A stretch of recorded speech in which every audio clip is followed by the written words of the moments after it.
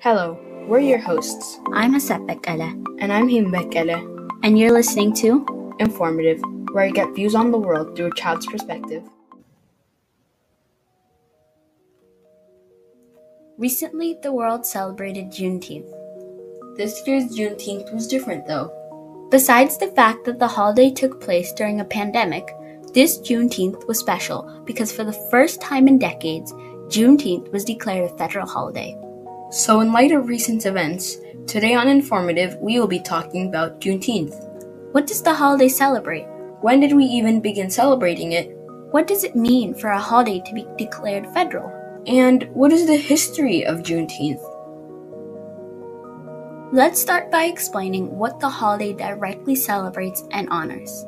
Juneteenth, the 19th of June, is a holiday that honors Black history. It celebrates the end of slavery in the United States. But didn't the Emancipation Proclamation end slavery? That was issued on January 1st. So why do people celebrate on the 19th of June? Well, what's interesting about the proclamation is that even though it was signed and issued on the 1st of January, the news didn't actually reach slaves in the South until 2 years later on the 19th of June.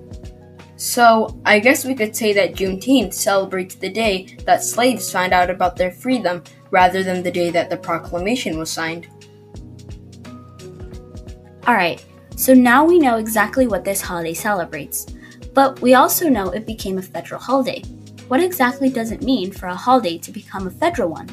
A federal holiday just means that the holiday is celebrated and acknowledged by the federal government. Some examples of federal holidays are Memorial Day, Columbus Day, President's Day, Labor Day, New Year's Day, and now Juneteenth. If you went out on Juneteenth, you might have noticed that some things and places were closed. This is actually out of courtesy to the holiday. On federal holidays, many stores and businesses close. I actually think that this is a great idea. I mean, it allows workers to celebrate this holiday by giving them a day off, and this just makes the commemoration a lot more special. I definitely agree. When so many people have the opportunity to celebrate any of these federal holidays, that holiday is so much more significant just because there are more people to honor the history behind it. Now let's discuss the history of the Juneteenth celebrations. From the day the enslaved African Americans heard about the Emancipation Proclamation to a few days ago when Juneteenth became a federal holiday. First, on June 19, 1865, enslaved African Americans were told of the Emancipation Proclamation and what it meant for them. A year later, freed slaves began a celebration called Jubilee Day. This would take place every year on June 19th. This was a big celebration containing music, barbecues, praying services, and other activities. As more people migrated, this Juneteenth tradition spread. Later, in 1979, Texas became the first state to make Juneteenth an official holiday. In the years following, several other states copied. Now let's fast forward to June 17th, 2021.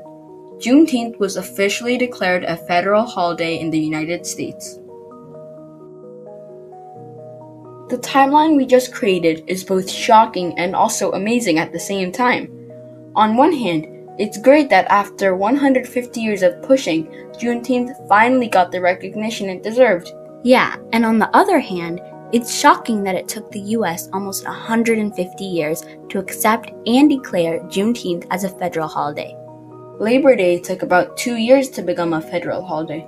Memorial Day took about 3 years to become a federal holiday. And it took Veterans Day 20 years to become a federal holiday. Out of all these holidays, Juneteenth took the longest to be declared federal.